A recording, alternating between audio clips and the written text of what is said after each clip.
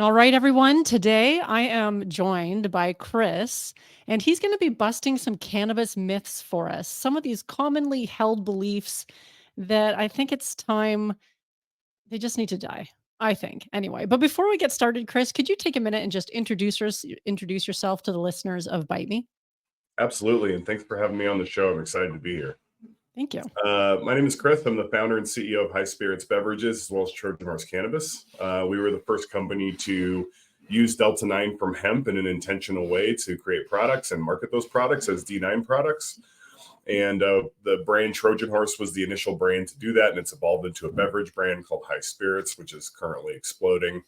For those of you that aren't familiar with THC beverages, you should get familiar. It's a fantastic option for consumption. And on top of that, I'm involved in multiple trade associations. I'm the co-chair of policy at Cannabis Beverage Association, Hemp Beverage Alliance, National Industrial Hemp Council, and I'm also on the board of directors for Colorado Hemp Association. So you know a thing or two about cannabis, it sounds like. I And know a I'm couple of things, yeah. yeah. And I'm glad you mentioned the beverages too, because I've been talking about those for a while on my show. I just feel like Oh, great. they're an often overlooked way to consume cannabis in the edible space, and they are definitely growing in popularity. I love them. And in the States, you also have a lot more options than we have here in Canada, which is lucky for you. Yeah, Yeah. absolutely. And again, once before we get into it, once again, would you be willing to talk a little bit about your own cannabis journey? Yeah, certainly. So I started using cannabis initially when I was about 14, which is too young, but also not incredibly uncommon, especially in the days when it wasn't legal in anywhere. And I was sort of peer pressured into it, like I think a lot of, young freshmen in high school probably were. And I enjoyed it, but it didn't click for me probably for about another year.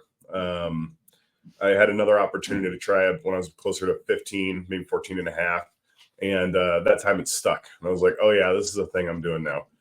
Um, so naturally, like you do when you're a consumer in the 90s in Southern California, where there's more options to good bud than most other places in the country, you consume a lot and you start, we'll say, participating in the legacy market. And I did that up until I was 21. When I was 21, I had my firstborn son. And remember, folks, this hasn't always been legal.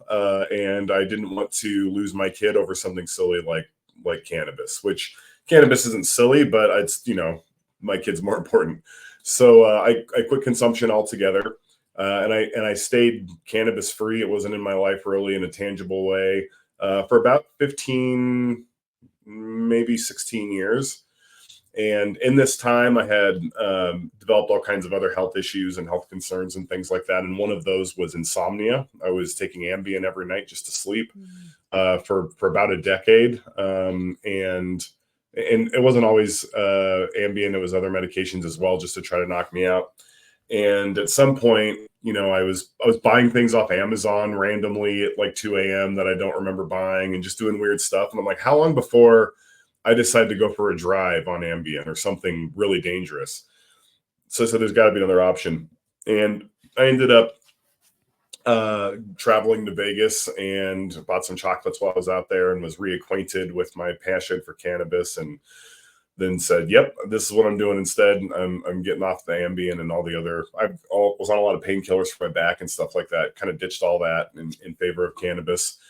And around this time as well, probably about a year after I started reconsuming, I was a software engineer at the time, and I had an opportunity to build some software for a new company. And lo and behold, through the process of evolution, I ended up being the founder and CEO of that company and launched that. And that was Hemp Exchange.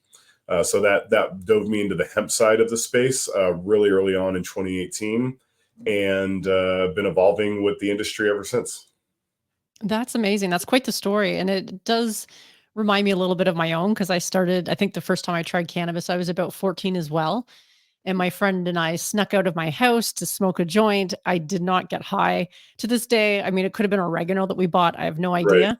But where I was in the early 90s, all you could get really at the time was hash. So once Yeah. I tried that, then, that's what I was into.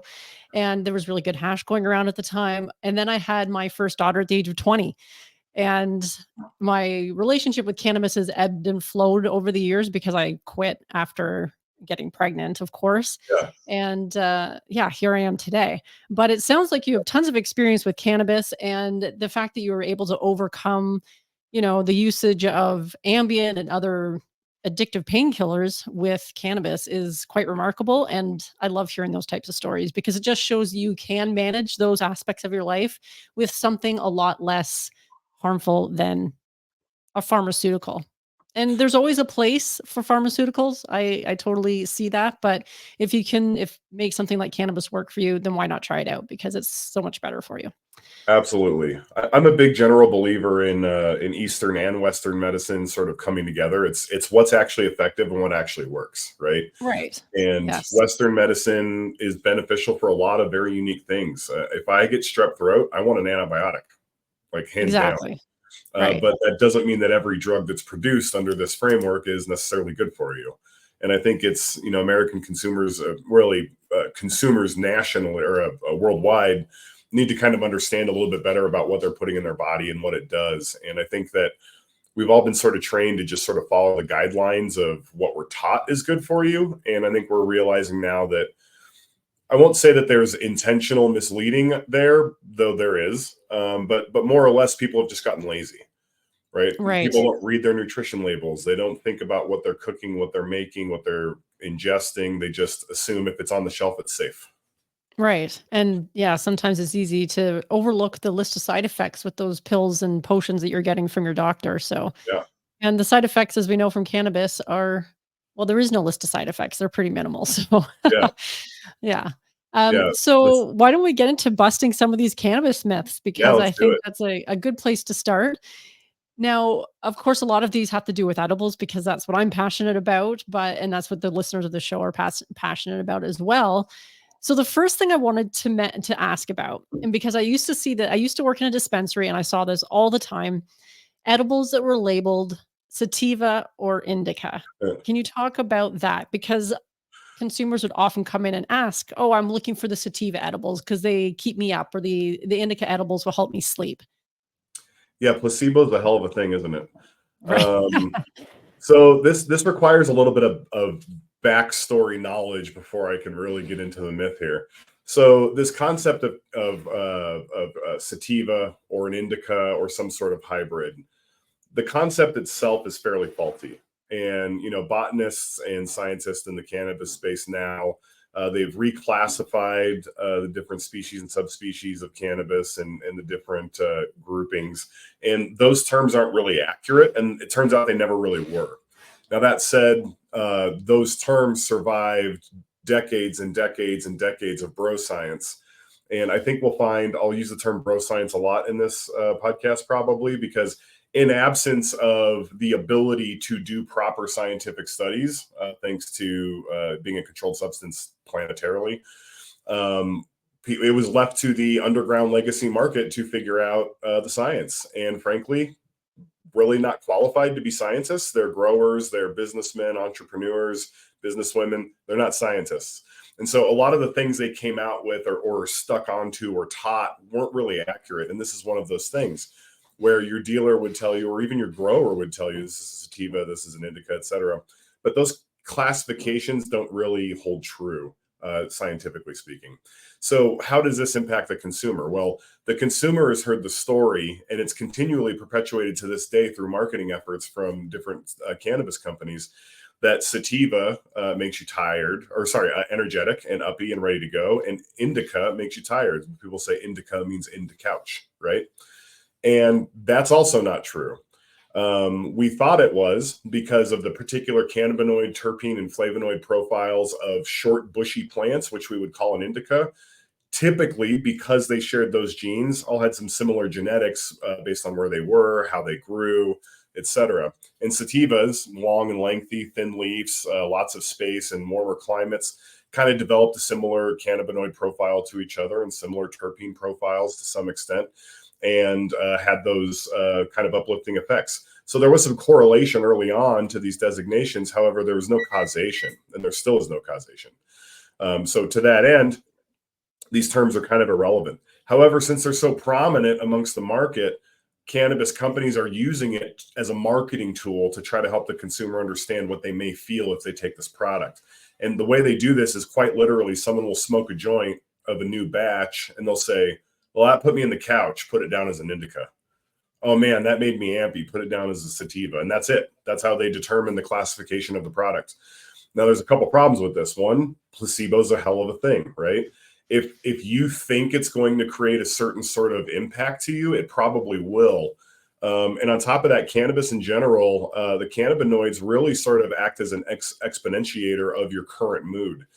If you take an edible and no one tells you if it's sativa or indica, and it's like 11 o'clock and you're all pumped for a hike, and you take an edible and go for a hike, you're going to say, man, that was definitely a sativa. It had me pumped.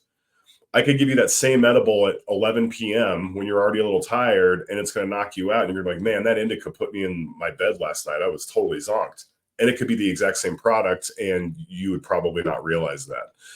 So this is common across all cannabis consumption, but edibles, particularly with the point of this show, which I'm building up to, is extremely interesting because what steers the effects of a cannabis experience is a combination of your primary cannabinoids, your minor cannabinoids, your terpenes, which are a primary driver, and other things that we're learning now. There's certain esters and volatiles in cannabis that we think now are having some impact on that additionally. Well, when you make an edible, almost always you're using distillate.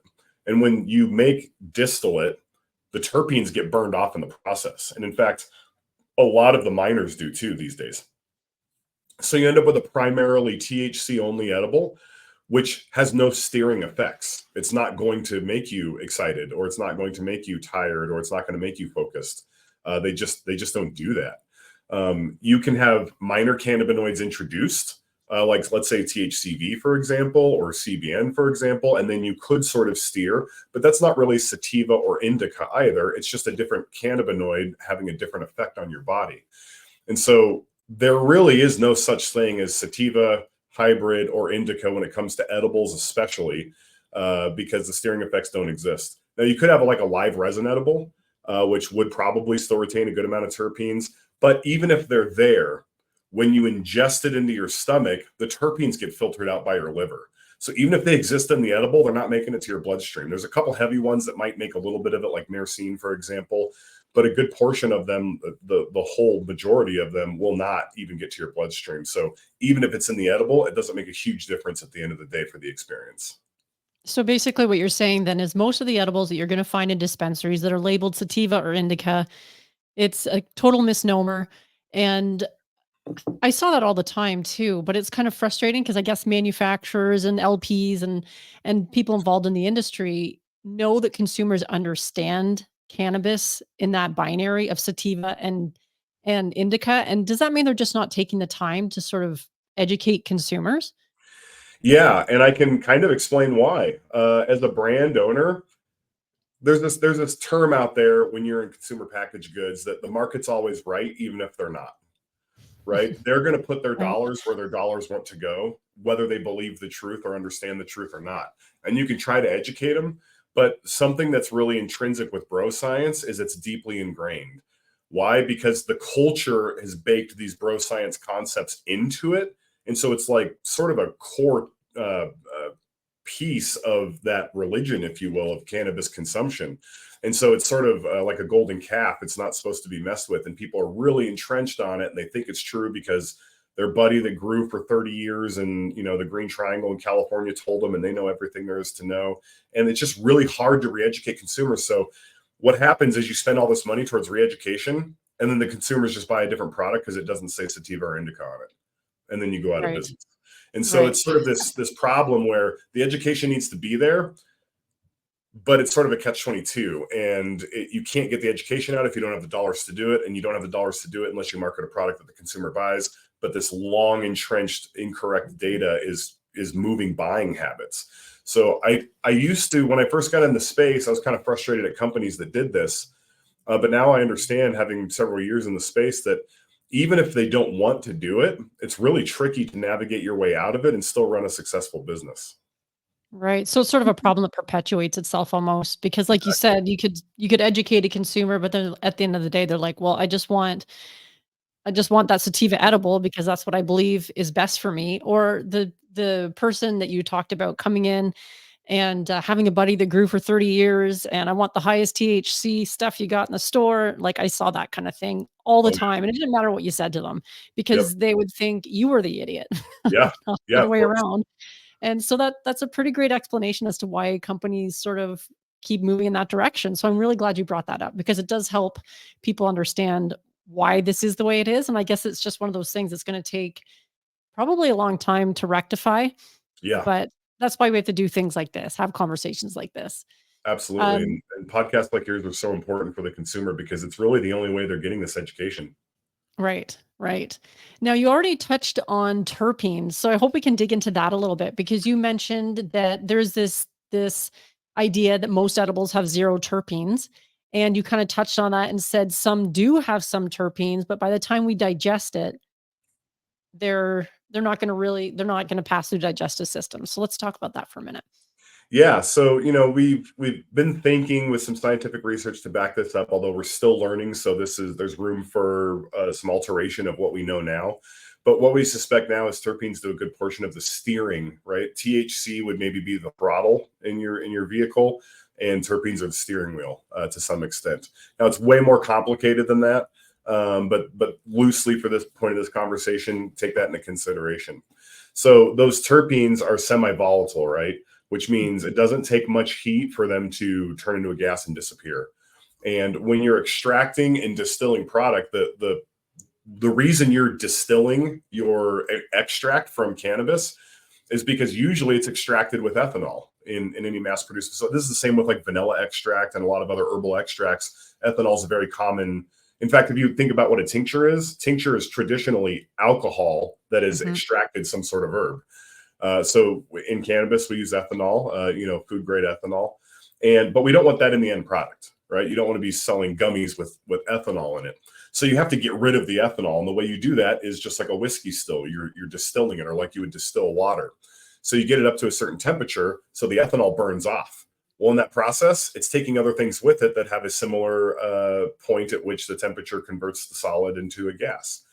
And so you lose some of those minors, you lose almost all the terpenes, if not all the terpenes in distillate, and flavonoids. A lot of the those volatiles, especially like the esters and things of that nature, they're all gone.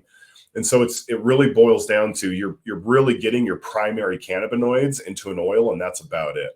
And that's typically what we make edibles out from because it's the most cost effective way to do that. Now you could do a live resin or like a bubble hash or a rosin or something else to maintain some of those terpenes to put into edibles. But again, if you're trying to run a business, you're paying a lot of extra money for an oil that has some compounds in it that ultimately aren't going to make any difference in the end user's experience. And so it's typically not done. Now, that said, we Right. actually do sell live resin edibles, and we do so not so much for the terpenes, but for the other minors and the acidic version, right? With that heat during distillation, CBDA converts to CBD. THCA converts to delta 9. So you have these acidic carboxyl groups that are attached to the molecules that come off when heat is applied. And so distillate's all, we'll say, not converted in the way that like delta 8 is a conversion, but it's through heat, it's losing its carboxyl group, so you're getting that version of the product. Which means you don't get any of the potential benefits of having those acidic compounds in your product. So we make a live resin gummy intentionally to maintain some of those acidic carboxyl groups in the product because it gives you a more holistic cannabinoid profile from the plant, and it's overall a better experience. But I don't believe the terpenes are doing anything for our consumers with our live resin edibles. Right. So if you want those terpenes, you should be combusting or vaporizing versus ingesting. Now, how Yes, would that generally. differ for someone who's making their edibles at home and they've done their decarb and they infuse it into a fat and then they make a pot brownie? Yeah, great question. So I haven't actually seen any testing to qualify what I'm about to say, but I suspect a lot of those terpenes are going to be lost in that process as well. I think decarbing is probably going to lose a good portion of the terpenes. I mean, a good test would be to decarb your flower and then smoke it and see if it feels different than before you did that. I guess actually it should be the same. Well, I don't know. You've really posed a good question here that I don't think I have a solid answer for. I would suspect, though, that the terpenes are lost during, at minimum, the cooking process. Right. I tend to feel the same way. I've had a Yeah. few chefs tell me the same thing because the decarb process, and then again, you're cooking them at temps in your to make your fat, and then of course you're also baking it or cooking it into something as well. Yep. So I think there are methods to sort of preserve those or terpenes when you're cooking at home, but then you lose out on the potency. So there's always Yeah. a trade-off in a lot of those Right. scenarios. So it doesn't really matter which way you go. You're not really consuming edibles for the terpene profile. You got to save that for your other methods of consumption. That's right. Yeah. Now, CBD, does it cancel out THC? That No. was one of the myths that I've seen. Yeah. So when we first launched our company, the product that we launched with to sort of kick off the hemp derived D9 space in the USA was a 10-to-1 ratio. Actually, our first one was a 15-to-1 ratioed product. So 15 parts CBD to 1 part THC, which means you had 10 milligrams THC to 150 milligrams of CBD. And we really hit a wall that we didn't expect we were going to hit when we first launched, with people going, "Well, that much CBD, you'll never feel it. You could take 1,000 milligrams, you'd never feel the THC." That's just ludicrous. This is Right. not true at all. Now, it's true that CBD does have an effect with THC, and it does mellow some of the sharper edges of the symptoms you would experience while being impaired by or having the psychoactivity from Delta 9 THC. And so there's a benefit there, and it does change the effects a little bit, or modulates them more accurately. But it doesn't negate, and that's the big difference. And so for people that are high tolerance consumers, that high frequency, high tolerance consumers, they push back on CBD because they're trying to get that sharpness back that they've lost because they consume too much. And essentially, when you consume too much, all of your receptors downregulate, which means they start minimizing the amount of receptor sites you have, because it's like, whoa, we're getting too much of this.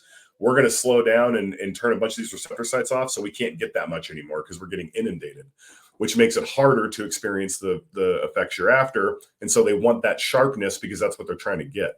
In reality, if you start your journey with a good amount of CBD in your product and you don't overconsume, you're less likely to downregulate in that way, and you're more likely to be able to experience what you're trying to achieve every time, instead of getting to a point where now you eat an edible just to feel kind of normal, but you never really get high anymore. Mhm. So I'm not sure if that answers the original question at this point, because I kind of rabbit trailed a little bit, I think. No, it does, because you're Okay, basically suggesting that CBD doesn't cancel out the THC, and that's if right. you consume an edible that has 15 times the THC, but that THC is at 1,000 milligrams, uh, and depending on your tolerance level, you're still gonna get really, really high, Oh yeah, yeah, essentially. Yeah, absolutely. it's not gonna cancel Um, it out, which leads me to my next question, which is, a lot of the times you hear that if you get too high, you can take CBD to sort of bring you back down. Can you talk about that? Because I have heard many times that that's actually a myth as well. so it's a myth that it'll bring you down. But what CBD does is it helps modulate the experience, and specifically with a Delta 9 high, what it does is it calms down the paranoia. It Right. calms down your tachycardia or your racing heart. It calms down sort of that, we'll say, impending doom, where you want to just kind of crawl up into a corner and you're afraid you're stuck like that for the rest of your life and you think you might be dying. It Right. calms down the negative side effects, but it doesn't make you less high. It just makes the bad part of being too high not as bad. So it's more tolerable. You can Right. ride it out easier. But Right. there are some problems with this still, right? If you eat an edible of CBD, it's going to be an hour and a half before it kicks in. Well, by that time, some of your THC is probably starting to mellow out, potentially, depending on when you took it and when you got too high. And so it's hard to tell, is it the CBD that's making me feel better, or is it just time? Right? Have I just been high long Right. enough and it's starting to wear off a little bit? But I do believe that if you can get it into your system fast enough, it will start to have those mitigating effects against the negative side effects, and therefore you will feel better, even though it's not bringing you down per se. So it, like you said, it'll make being too high a little more tolerable so you can get through it without having to call 911, essentially, which is always a good thing. Correct. Yes. Right. Yeah, and I don't fault anyone when they feel like they need to call 911. Like, if you feel like you need to call 911, call 911. But the reality is, if it's because you're high, they don't do anything for you. They'll bring you some Right. water and they'll check your blood pressure and they'll be like, yep, turns out you're high. Just hang out in this hospital bed. And $1,000 Right. later, you'll go home because suddenly you'll be sober and be like, why am I here? Right. Yeah. Yeah. Now, as far as CBD goes, though, to bring down your high, I mean, there some people that that might not work for just because of their unique biology? Oh, I think so. I think something that's a big misnomer is that THC always makes people feel X. This terpene always makes people feel Y. It's so variable. And here's a great example. We're talking about those high tolerance, high frequency consumers, and they're wanting to chase that sharpness. And a lot of them feel like the CBD doles it out for them. Mhm. I also know people that are high tolerance, high frequency users that when they introduce CBD with their THC, they get too high. They get obliterated. They're like, I can't do that anymore. In fact, Right. when we started making our edibles, we were a friend of mine from high school actually had started his own cannabis gummy company. And I said, hey, man, are you willing to take a shot and make these edibles for the first time in history that are like this? And he said, yeah, let's do it. Well, they're a small batch company, and the pots that they make there, they make a special type of gummy that's very particular. You have to mess with it a lot during the process. It's not a set it and forget it process. And because of that, they had to use an open pot when they're boiling their gummy material. And as you can imagine, when you pour distillate into a hot open pot, some of it evaporates into the air and you inhale it, and just like you're doing dabs all day. So him and his Mhm. entire team were basically used to ripping dabs most of the day while doing their job because that's how they had to function. And this was early enough that respirators weren't being used and some common sense PPE wasn't being used. So all him and his entire team were massively tolerant. They were inhaling distillate all day long for the last several years. We brought him our distillate that was 15 parts CBD to 1 part THC and had him cook it. And he said everyone got so high that they had to shut down the office and everyone had to just go home for the day and call Ubers to get home because they were too high to drive. And he Wow. said, from now on, we have to do your stuff after hours when everyone else goes home because everyone in the building gets too high. That's And wild. so, right. So, some people, the CBD will make their experience not as sharp. And for other people, it's going to intensify it. And all that to say, yeah, people react to these compounds differently. And while you could safely say like 80% of people will probably fall in this range of effects, there's always that 10% on either side that's going to go wildly extreme the other direction. Right. So if you're using it to as a method to bring yourself down, you've gotten too high, at least know how it affects you before you do that, Yeah, it because can make otherwise it it'll make worse. things worse. Yeah, and you Yeah. don't want that. Now, as far as edibles go, edibles the same as inhaling cannabis. Let's talk about that myth for a minute. Ah, no, they are completely different, in fact. So again, the plant really makes the two primary cannabinoids we'll talk about is THCA and CBDA. When you're buying your flower from your dispensary or from your plug or out of your home grow, you pull your flower out of, it's going to be predominantly THCA and or CBDA. This is the acidic form that, again, if you were to consume straight THCA, it has no effects because it doesn't bind to your receptors in that manner. So what happens is when you spark that joint and that flame hits the flower and it turns into smoke, that combustion converts the THCA to delta 9 THC and it converts CBDA into CBD. Well, you inhale that, it goes into your lungs through perfusion in your lungs or gas exchange, just like with oxygen, it gets right into your blood immediately. So in your blood, there is delta 9, and that is the compound that is binding to your receptors. Now, when you consume via an edible, we already talked about how the decarboxylation process doesn't happen with your lighter like it does in a joint. It happens when it's being distilled typically, and then it's cooked. Even if you're making edibles at home, it's cooked. It's going to be decarbed. You're going to be eating delta 9. However, your liver does not put delta 9 into your bloodstream. You have an enzyme in your liver that actually processes this cannabis oil. And in that processing, delta 9 converts to 11 hydroxy delta 9 THC. So what happens is 11 hydroxy is the compound that gets into your bloodstream, not delta 9 by itself. So it really is an actual different compound, and people can have wildly different experiences.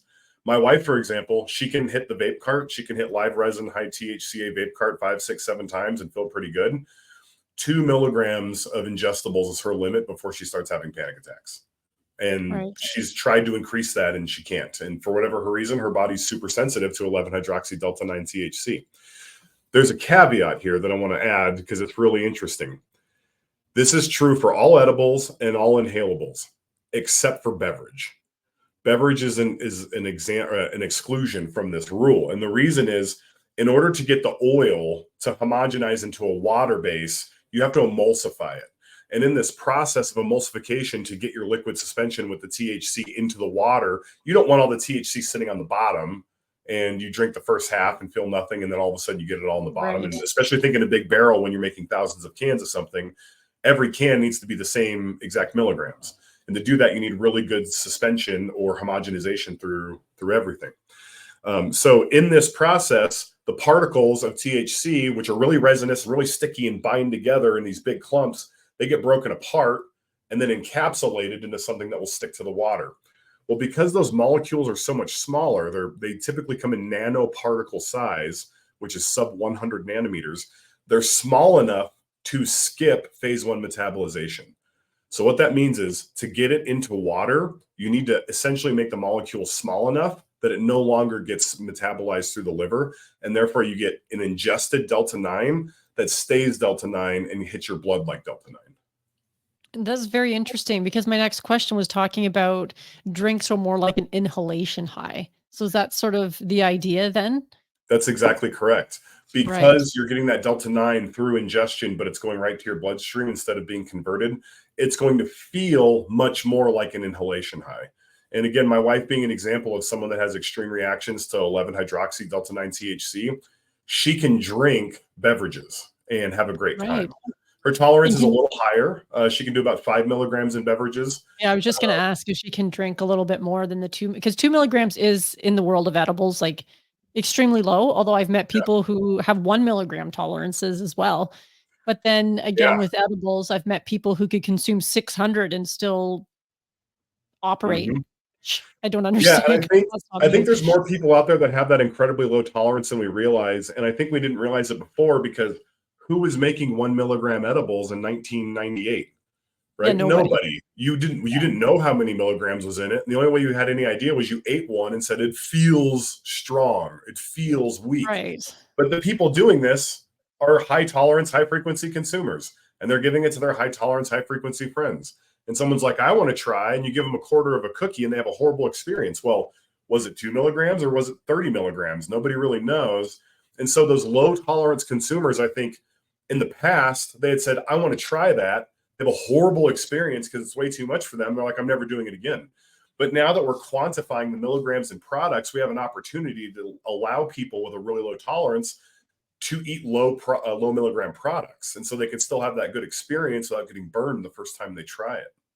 Right. Yeah, that's very true. And thank goodness for the legal market because of that. Because even now, like, if somebody gifts me an edible and they haven't tested it in any way and they have no idea what the potency is, I won't eat it, Yeah. because I kind of know the range where I'm at. But if it's a homemade edible and they're like, well, I don't know, I thought it was strong, then I'm basically eating that edible on a hope and a prayer that Yeah. it Uh-huh. turn out well, because it could be 100 milligrams, it could be 5. And, one end of that spectrum, I won't feel anything. And the other end of the spectrum, I'm having that panic attack. So, Yeah. it's pretty risky. But when you have legal market edibles, a lot of the times I'll direct people that, if they have access to it, that way first, so they can start at that 1 milligram edible and Yeah. work their way up. And then when they have some confidence, if they're making their own at home, then they have at least a benchmark of what their tolerance is and how to sort of figure out how to make edibles in that range. Yeah. And then they can also gift them to other people and be like, I've calculated this to be about this much. Yep. And when you gift them and you can give somebody that idea, it's so much safer than just being like, here, try it out and let me know what you think. And then Yeah. chaos Exactly. ensues. Yeah. Now, as far as we'll switch gears a little bit here. There's the myth that hemp is the male plant and marijuana is the female plant. Yeah, this is just a bold-faced lie. I'm not really sure where this originally came from, but I think there's general confusion around the terms cannabis, hemp, and marijuana, especially in the U.S., where we have a very robust hemp program that is making products that are virtually the same, if not exactly the same, as the marijuana program. So the terminology here is really muddied for most of the consumers. And back in the day, again, going to that bro science, this is what was taught for some reason. And I don't know if math, I doubt like real growers believed this per se. but I think consumers holistically did. And the reality is, it couldn't be further from the truth. Hemp is a made up term. It is in the US, it is a legal term. Previously to it being a legal term in Western civilizations, before we called it marijuana, it was often referred to as hemp. Why? Because for thousands and thousands, if not millions of years, we've been using the hemp varietals as a species to make rope, twine, textiles, all sorts of things. In fact, it's really interesting. In during World War II in the U.S., while cannabis was already completely illegal and you couldn't grow it, we realized that we were running short of hemp supplies and we couldn't get imports because we're in the middle of a war. So the US actually said, hey, temporarily, not only is this not illegal, but we're going to pay you if you grow hemp. And they had this whole hemp for victory reel that they would play at movie theaters to encourage farmers to jump in and start growing hemp again. But hemp is cannabis. Marijuana is cannabis. It's all cannabis. And just like canines, there's a wide variety of, we'll say, phenotypes and genotypes within that species. So when you think of retaining some cannabinoids out of your plant, those are typically going to be the shorter, bushier, fat plants with the big fat colas of buds on them that are technically a flower. And we're going to either smoke those or extract those to get we're maximizing cannabinoids, right? That's a type 1 chemotype of cannabis, high THC, little to no CBD. Type 2 is a balance of THC to CBD. Type 3 is high CBD, low THC, and those are all those bushier Christmas tree looking plants. But then you have type 4 chemotypes. Type 4 chemotypes are predominantly grown for either fiber or grain, and they look drastically different. They don't look like Christmas trees. They almost look more like bamboo. You grow them right up next to each other. They can get 14 feet tall. They don't extend sideways very much. Most of the flowering is the very, very top instead of all up and down the stalk. And we use those for different things. Hemp seed for feed and for human consumption for food. It's really good in omega-3s and proteins. It's actually, hemp is kind of a wonder food, actually. And we use them for fiber. We use them for animal bedding. We use it for bioplastics. We can do lots with those varietals or those chemotypes of plant or subspecies of cannabis. However, again, hemp is just a made up word to try to define that stuff, right? And in the US, we've muddied it because we've made an arbitrary distinction that hemp is below 0.3% THC. It's an arbitrary number and it has nothing to do with the science of the plant. It's just a legal term. Marijuana has been considered the drug type, what you get cannabinoids from. But again, it's muddy because in the US, we're not growing a ton for fiber and textiles. We're growing for cannabinoids. So the whole thing is a giant misnomer. And I'll also share that when you're getting flowers out of your plant, that is a female plant, Right. period. So it doesn't matter if it's hemp or it's marijuana, or even if it's a type 4 fiber. If there's flowers on top, that is a female plant because the flower is the female reproductive organ that's out there to try to catch the pollen from the male plants. Right. So So hemp it's not derived anything is still from a female plant. It's Yeah. just the morphology of the plant is distinctly different because it's being grown more for the seed or the fiber or that kind of thing. Well, here in the States anyway, when we use hemp-derived products, the plants look indistinguishable from a marijuana plant. It looks, Okay. smells, it's identical. It's that short, stocky Christmas tree with the big fat buds because that's where you get the most of the cannabinoids from. Now, that doesn't mean that you can't get cannabinoids from those other varietals, but no one in the States right now, in a big way that I'm aware of, is growing large grain or fiber crops and then trying to pull cannabinoids out of them. Because you can grow these stockier plants with way more cannabinoids. Now, we could talk about percentage of yield by acre for different chemotypes. That's a different topic. But hemp here in the US anyway looks exactly like marijuana in the US. You can't tell the difference. Right. That's very interesting. And it is so muddied because I see even in Canada, people would come into the dispensaries. Sadly, a lot of them were older folk who had seen something on the internet and they're like, I want more of this. And they'd show me a little bottle and it would be a little bottle of like hemp oil Yeah, that you could buy at the grocery store and take, sprinkle on your salad or whatever. But they had paid obscene amounts of money for it, which right. was like, obviously some company was out there marketing to these people and they thought that it was the same thing, but sadly, it wasn't. So I'm glad we talked about that. Now, can we talk about the term marijuana itself being a racist term? Yeah, so this has also been academically proven to be false. Now, that doesn't mean that it wasn't used in racist tonalities, especially in the US during or the original prohibition. Henry Anslinger, which really pushed anti marijuana rhetoric in the States first, before Nixon did by several decades, he was heavily racist. And he said some really horrible things that I don't even generally like repeating. But you can Google them and find them, and they're quite shocking. I mean, things like they're just absolutely absurd to say in as a human. And because of that, because of the racist tendencies of Anslinger and those policies, and then further by the racist tendencies of like the Nixon administration when the Controlled Substance Act came out, there's this concept that marijuana is an inherently racist term, and the reality is it's not.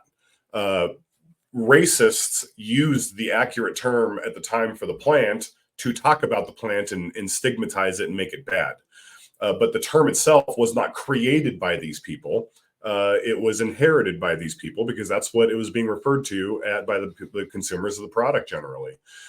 So it's not inherently racist. In fact, if you go back, and so the Trichome Institute has a wonderful blog post about this, and one of the members there is extremely intelligent and does a lot of deep diving research. And he was able to go back and put together this whole story from a bunch of different researchers. And there's other professors at universities that have done this, and he pulled reports from them that show that marijuana is actually a very positive term. And when Spanish settlers landed in Latin America and they instilled Catholicism as through force amongst these people, they did not like cannabis use, and they basically banned it from the indigenous folks in Latin America. And the Latin Americans, as part of their religious ceremonies, were using cannabis, and they didn't want to stop using it. So they figured out they had to hide it, and they had to kind of sort of do it underground, which feels very like we haven't progressed very far since the Spanish invaded Latin Right. America, apparently. But so they came up with this term, marijuana, which sounded like Mary. It kind of sounded Catholic, so they could talk about it with each other, and it wouldn't really raise a red flag immediately with their overlords, if you will. And they could do it in private. And it was almost a term of rebellion. Like marijuana was almost a rebellious flag, like a don't tread on me. We're going to keep using this whether you like it or not. And we're going to do it under your nose, and you're not going to know about it. And I think that we should reclaim that term as that anti-prohibition, anti-government overreach, anti-telling us what to do, because that's how it started.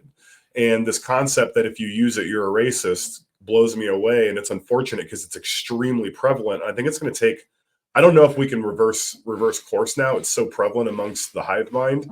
But I'm hoping we can, because really it's a great term. And it has a lot of historical value. I mean, it was in the pharmacopoeia in Mexico, decades or not centuries ago, like a century ago. And it's really unfortunate that we've decided it's racist and now no one can use it. Now, I still use it regularly. And the way I use these terms is interesting. So, especially in the US, because of our policies here and our laws, if I'm talking about the plant, the product, what it does to you, or any general terms about it, I just say cannabis because that's what it is.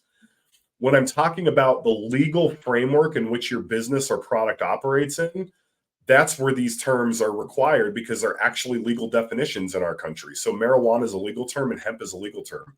And so people have often said in our country, well, there's cannabis and hemp. Nope, both are cannabis. There's marijuana and hemp. Both are legal terms. All are cannabis. And so I continue to use it, but I use it sparingly and only when I'm talking about the legal framework that it resides in. That's fascinating. I did not know that. I've been one of those people that have been, moving towards the use of cannabis instead of marijuana. But what I'll do is also try and track down that article you mentioned from the Trichome Institute because I think that's really interesting. And the evolution of language is always it's always fascinating, especially when you talk about like people trying to hide their use but make it sound sort of Catholic. Uh-huh. That's pretty interesting stuff. Yeah. Um, Also, the myth, holding in smoke longer increases the high, Yeah, that's also false. right? In fact, they have done some studies on this. And if you want to increase your high, the suggestion now is to breathe it into your lungs, but stop short so you still have lung capacity, and then take a deep breath in of just fresh air. because what that's Mm. doing is you're getting the smoke in the lungs, and then when you're breathing in fresh air, it's sort of forcing all of that smoke and those compounds through your lung system. Whereas if you just hold it, think about it. Imagine blowing smoke into a balloon and just holding it there. Not much is being forced against the walls of the balloon. The majority of it is sitting in the inside of the balloon, just sort of swirling around, doing its own thing, not touching anything, right? When you're holding it, that's all you're doing. You've got two balloons called lungs that are just holding smoke and not doing much. But if you get enough smoke in where there's enough to coat the lining of your lungs, if you will, and then you take a deep breath right afterward, it's already been pushed into your lungs, and what's done is done. So holding it doesn't help anymore. So take some inhalation, remove the joint, take a big deep breath, and then blow out immediately, and you're going to maximize your cannabinoid intake through that method versus holding your smoke. And would that apply if you're using like a vaporizer as well? Absolutely. Yeah, this is general chemistry or physiology concepts, or probably more physics concepts. I'm not really a scientist. Physics concepts that apply here and not really unique to the inhalant. That's pretty interesting then. So that's like a little hack if you want to sort of maximize the use of your cannabis when you're smoking or vaporizing, and you actually want to get that little extra high. Then Yeah, and this stuff is expensive, right? If you could get yeah, there with 2 hits of giant rips and holding it, or 1 hit that's a quarter of the size that you inhale quickly and you get to the same spot, you just 4x'd your supply, right. right? And which everybody's interested in because of this economy right now. So Yeah, exactly. Make it yeah, that's last. great. Yeah. Now the last question I have for you today is cannabis stays in your system for 30 days. Is true or not? It's complex. It can be true. Okay. The general rule of thumb is cannabis stays in your system for about 30 days. However, there's a lot of variables and uniqueness to you as a person that could drastically change this. One, how often and how much do you consume? You could consume every day, but you could consume such a small amount that you don't have enough metabolites for the drug test to pick up the positive. Because at the end of the day, we're not pulling out your blood, generally speaking, for most of these tests. They're mostly urine tests. There are blood tests, those do exist. But generally speaking, they're pulling it out of your urine. And just like testing anything, there's a limit of detection. How low or how sensitive is our equipment to pick up how many parts per million of this compound? Well, you could have some present, but it's so low that it's not enough to trigger a dirty on a drug test. Conversely, you could be such a high tolerance consumer and smoke so much that you could be peeing dirty for 90 days afterward easily. And 90. a complication here is that that the cannabinoids reside and are stored in your fat cells. So another thing that's complicated is if you start dropping a bunch of weight and you haven't consumed in a while, you might actually start peeing metabolites again. So it's complex. Generally speaking, I say it's about 30 days for most people. But again, that's most people, not all people. And if your job depends on it, I would do some significant testing on your own to know how long it stays in your system based on your tolerance, your frequency, and your body chemistry, and so you know what you're dealing with if you need to be clean for some reason. And would this apply also to edibles if you're an edibles consumer primarily? Absolutely. It's all the same. Yep. Okay. All right. Well, that answers that, and that's a really good to know if you're unfortunate enough to be somebody who has to deal with some kind of drug testing for employment purposes or whatever the case might be. But yeah, the more you know, knowledge is power, as we like to say. So yeah. Absolutely. And I would never encourage anyone to perform any sort of fraud or anything, but I will say that synthetic pee, for whatever other reason you may have, is easily available, and you can order it online, and it works every time. Right. Yeah. Now, I just want to say thank you, Chris, for joining us today and answering these questions, because a lot of these, I'm sure there's people listening who are like going to be like, you know what, this is going to make my life better, knowing these things. So I appreciate it. Of course. I'm happy to be here. Thanks for giving me a chance to speak with you and your audience. Thank you.